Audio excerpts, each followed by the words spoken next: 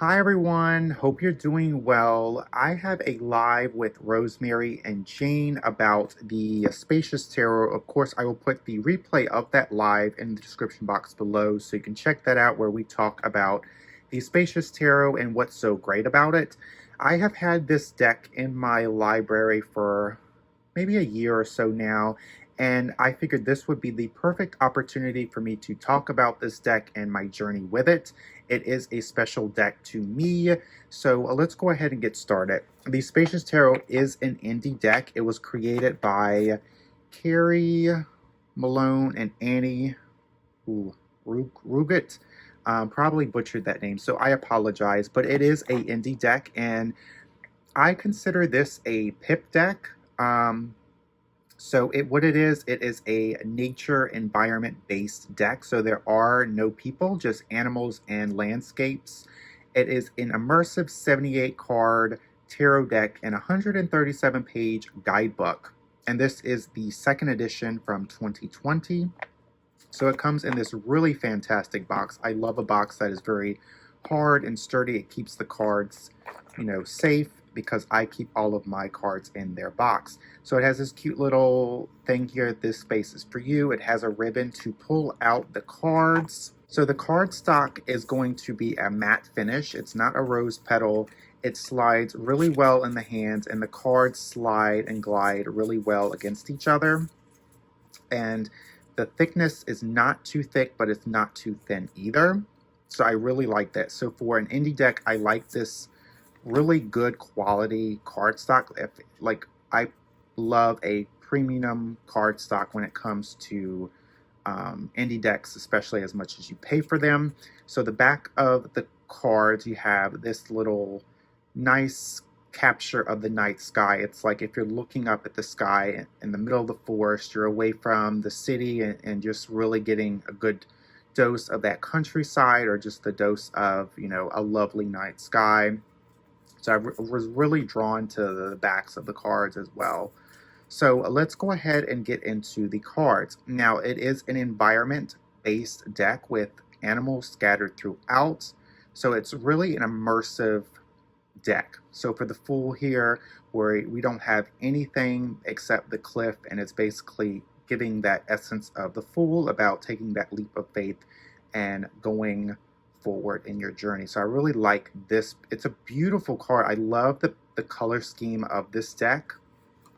The Magician here, you have all four elements. You're just, again, missing the person, but that's really okay. It's all about immersing yourself into the images of the card.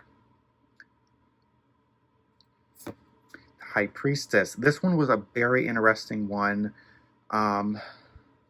because you have the ocean here, you have the conch shell, but within that conch you have that divine, that intuition, and it's a really interesting take. The Empress, I really like how soft this Empress is. You have like some type of hawk or bird in the middle of like a lilac or some type of floral environment. It's just like a really soft, feminine card, and it's really beautiful.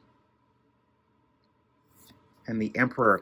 Now, I dislike Emperor cards in general, but this one I really like because you have a flower here that is really strong and it stands up. It's kind of like a leadership type of flower, and the way the guidebook talks about it, I really like how it brings the Emperor essence of the card and kind of brings it down to, it's really grounding. It's not as overly masculine that most Emperor cards are, so I really like that. So the Hierophant, it's interesting. While I dislike, or not really prefer, the overly religious or overly traditional artwork of the Hierophant, I like this, but it's not one of my favorite Hierophants. The Lovers here, really beautiful, really stunning, just very simplistic, but it speaks so much emotions with the Lovers. The Chariot, have two cliffs and have the water kind of going in the middle, so it's kind of like, It's all about movement and choosing which path. The strength, one of my favorite strengths, because if you think of a cactus, they really thrive in that harsh, dry environment. So with this, it's beautiful because strength is about persevering and really being strong and really coming to terms that you're stronger than you think and you can blossom in any type of challenge. The Hermit, very traditional, really speaks that essence of isolating and really meditating. The Wheel, probably one of my favorite Wheel of Fortune cards. It is very simple, but the way it has all four seasons in a circle, and then it has this endless swirl here. Justice had that yin yang symbol kind of thing, the black and white, and like in a drop, it just creates this ripple effect. I really like that. The Hanged one, honestly, not my favorite, but I get where it's coming from in the guidebook. Death, really beautiful. Has that iconic death flower here, as you see in all of the tarot cards, or the traditional tarot card. Really grabbing on to and really embracing change. And death is all about change, and it's about embracing change. Temperance is one of my favorites too. I love how the combination of heat and cool, and it makes, this whole atmospheric scene here come to life. Temperance is, it can be about balance, and it can be about creating something in harmony. The Devil, very interesting as a devil card. In the guidebook, it talks about being, the shadows of the forest really make you seem that you're stuck, you're very isolated. But then there's a sun here, or there's light here that's saying, no, you can unchain yourself from the darkness. So it's a very interesting take. Not one of my favorite devils, but I get it where it's coming from. The Tower, very traditional here. The foundation is cracking.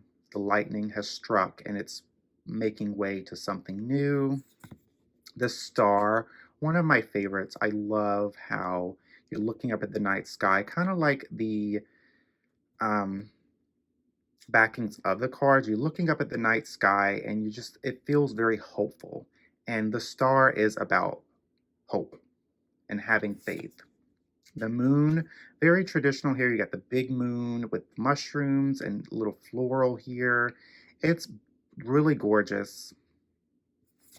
The Sun, one of my favorite suns. It's very simple, but the way it speaks emotions, it's really breathtaking. I love how the sunflower is just really glowing from the bright sun. Judgment, never been a fan of the Judgment card in general, and this one really doesn't do it for me either. The World, also not my favorite. It has the different signs here, and then within the circle, you have the endless swirl here that possibilities are endless, or you have limitless possibilities. So before we get into the minor arcana, I do consider this a pip deck, but there are more pip-ish decks out there. And what I mean by that is, so for an example, if you have the card of, let's say, Two of Pentacles, in a pip deck, it's just going to have the two pentacles on the card, nothing else. But with the Spacious Tarot, it has a little bit more of a scene that really helps, immerse yourself into the card, into the essence of that card meaning. And for someone who don't really get pip decks, or don't really are drawn into pip decks, the Spacious Tarot is definitely an exception. So the first suit is going to be the Pentacles. And the Pentacles is all about that ground element, abundance. So for the Aces, very traditional. There's nothing really too special about them, but they are gorgeous artwork. For the 2 here, you have the affinity symbol with the 2 pentacles, kind of like a juggling act, and the 2 of pentacles is about that juggling act. So a very beautiful card. And then the 3 here, very interesting. The 3 is all about collaboration. And the more you look at each of these cards, the more, more of your intuition is going to come out. So the 3 here, you have 3 trees with the branches growing together, and they're making the 3 pentacles. So it's all about collaboration. So that's a really beautiful card. And the 4 here, for some reason, the 4 pentacles I always think of in a nature deck. I think about squirrels and hoarding, their acorns for the winter. So here it takes the squirrel out, but then it puts in, it seems like these are acorns, and just talks about, the resources that one has. And then the 5 here, it's about going for help, asking for help when you're in need. The 5 of Pentacles is not necessarily my favorite 5. I feel like there could be something more going on, because you have like a wolf here going up to the 5 Pentacles here. While not my favorite, I get it. And then the 6 of Pentacles is about that giving and receiving. And you have the 2 nests here and the 6 of Pentacles floating in the air. Very beautiful card. It really speaks something to you the longer you look at it. Going into the 7, I love the 7. The 7 is about, patience and having that kind of patience in your work and just staring back at it and seeing how far you've come. And of course, the pumpkins and the 7 is, and the Pentacles is very iconic. I love how they brought in the pumpkin. The 8 here, about mastering your craft. And when you think about that, I think about bees and, they are constantly working. And this is just a beautiful take of mastering your craft in the 8 of Pentacles. The 9 of Pentacles is about relishing in your abundance. I don't necessarily get that in this card, so it's not my favorite. The 10 of Pentacles here, it's about the completion of the suit. So you're really indulging into your abundance and possibly sharing it with others. Now for the core cards, this is very interesting. So the guidebook talks about gender and how each court card is gender neutral. So I really like that aspect. So for the traditional court cards, it's page, knight, queen, and king. So the child is going to be the page, explorer is the knight, guardian is the queen, and then the elder is the king. So each suit has a specific animal for the court card. So I really like that instead of having random animals. And the child is that, youthful energy, that youthful personality, always, eager to learn something. So this is a really beautiful picture of a cub in the middle of the landscape. And the explorer here, you have the knight essentially moving in the landscape. So the knight is all about the movement in that suit going forth. Then the guardian is more of a the nurture card, or sort of that nature. And with the elder, you have, I guess these two would be the master of the suit, or the masters of the suit. Really beautiful. Going into the swords here, this is all about thinking and communication skills. The 2, what I like about this deck is that the suits are divided up into seasons. So you have the cups here for the spring, the wands would be the summer, the swords would be that harsh environment of the winter, and then the pentacles would be that harvest fall time. So going into the swords here, have the traditional swords crossing each other as in the traditional card. It's all about making that choice and what's right for you. Going into the 3 here, normally you would have the heart with the 3 swords in it, but here you have something different with the 3 swords into the ice, making that crack, but you have a little bit blood here. It's about trauma and heartbreak, and while it's not the traditional 3 of swords, I like how it has kind of not innovated, but it has been a creative spin on the traditional 3 of swords.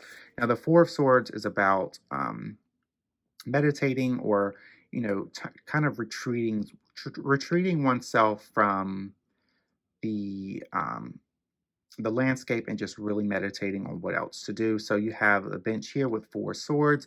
The 4 swords are resting up on this bench.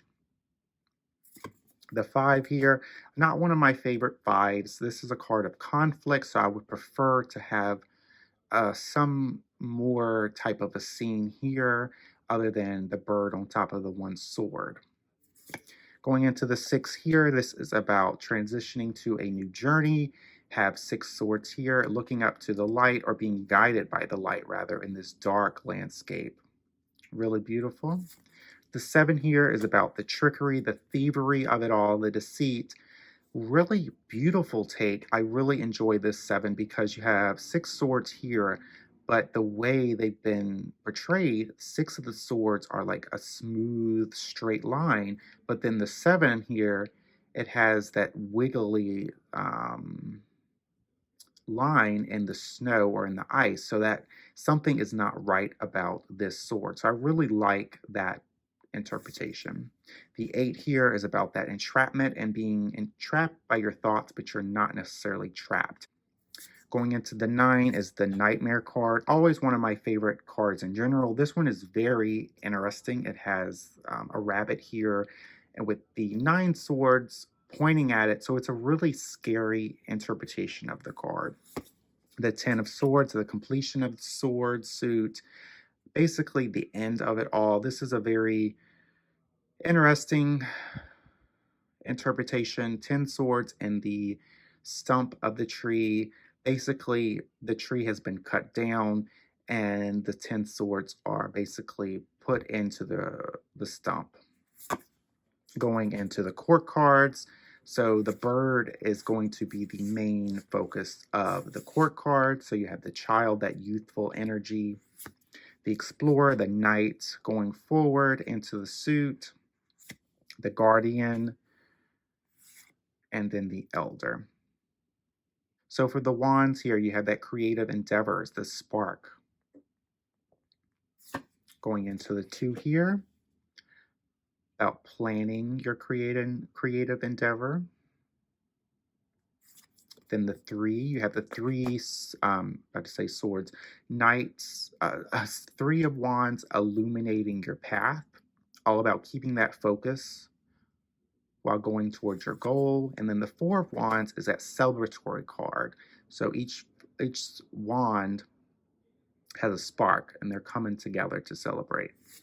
The 5 here is another conflict card. So you have 3 wands that have been extinguished, and then you have 2 here that are sparking. So there's definitely a conflict here, and then you have the smoke coming out of the 3 that have been extinguished. That represents a conflict. Now the 6 of swords is that victory card. So you have the 6 wands poking out with the wreath here. And then the 7, you have that defense card. So you have 6 wands that are bursting with light, or sparking, and then you have the soul wand here, and it's basically a defense card. Going into the 8, you have the movement card. Very traditional, kind of, basic, simple, but it gets the job done. And the 9 here is really beautiful. It's about persevering through the challenges that the wands present. And you have here 8 wands are basically holding up this 1 wand, and it's blooming. Very beautiful. And then the 10 of wands here is about carrying on too much burden. So you have a different color of wands here. You have white and black. It's a very beautiful interpretation of the 10 of wands.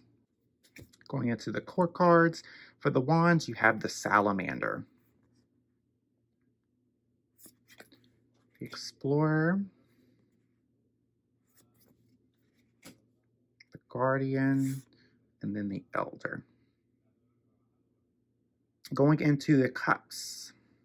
This is all about emotions and things of that nature. So you have like a cup here that has, it's a translucent cup, and it has water overfilleth. So it's the beginning of new emotions. The Two of Cups, essentially the date card. So you have two cups here on the lily pads, but what's really interesting is that the lily pads are balancing these two cups. They're really holding them up. Very beautiful. Then the Three here, that friendship card, another celebratory card. Again, not necessarily my favorite Three of Cups, but I understand it.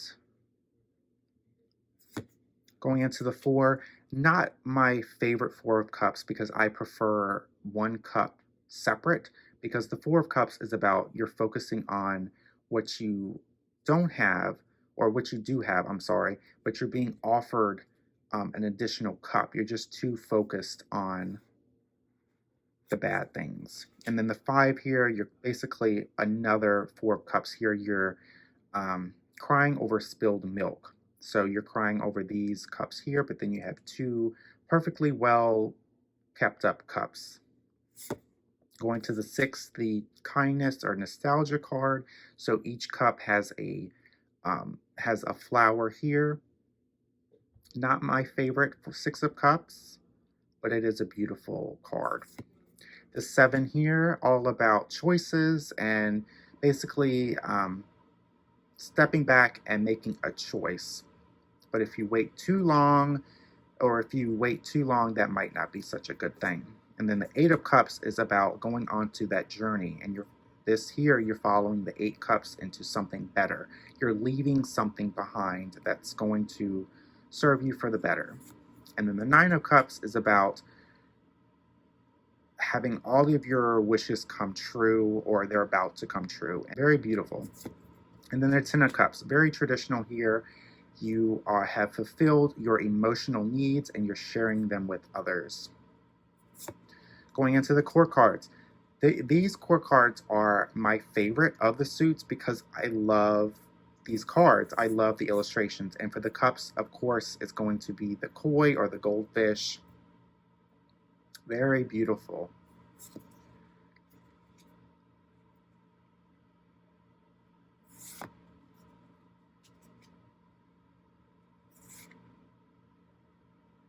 All right, so what I'm going to do now, I'm going to shuffle these cards and pick a card, and so that you can get a good sense of the guidebook.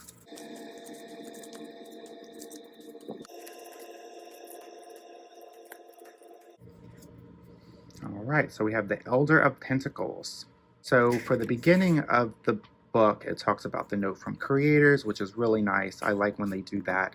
It talks about the history of tarot and what it's about, bonding with the actual deck, and then the breakdown of the cards, the majors, and then minor arcana. Talks about what each element represents, and talks about the numerology, which is really nice if you're into numerology. And then talks about the gender of the court cards and what the court cards mean. And of course, how to read tarot. And it gives a Spacious Tarot spread, which is really nice. I love a theme spread. And then it talks about reversals. Okay, so for the majors, you don't get an actual image of the card, which is fine. Gives a couple keywords here. Talks about the divinatory meaning of the card. So let's go into the minors. The minors is not going to have much information in terms of the major, so you're not getting 2 pages or a page and a half, you're just getting 1 page. So going into the Pentacles here, we got the Elder. So the keywords is competence and direction. When you use your competences to generate tangible results, you activate your inner Elder of Pentacles. Like this bear, you are centered, you are strong, and you are the director of your life. It's time to leave your mark in whatever way calls to your core. You can make things happen. You can effect change. Get out there and do it. While the Guardian is more concerned with the roots of the problems, the Elder advises you to focus on solutions. Be practical, find what works, and embody a healthy sense of self-worth. The bear here doesn't try to hide away. It stands front and center. Let yourself take up space. I really like that. It doesn't go into the reversal meanings of the card, but it gives you enough to jump off. Two of Wands, the key words are personal power and originality. The Two of Wands empowers you to be bold. It's as though you could reach out and grab these wands, and by doing so, activate a wholly original magic. Things don't have to be done the way they've always been done. Where are you called to innovate? This card reminds you that everything you do is an opportunity of creativity. Imbue all your actions with the flair of your original personality. This is your life. Live it your way. It may not always earn your approval, but it will make things a lot more interesting. So the guidebook is essential, of course, with this type of deck. I love that it does come with a good amount of information that you can jump off and apply the card meanings to your reading. For the Spacious Tarot, this indie pip-ish deck, I really enjoy it. The cardstock is really nice. The images, the artwork, it's really beautiful. And for a deck that's pip-ish or pip, it works because it gives you a scene. It can, really make your intuition really jump out.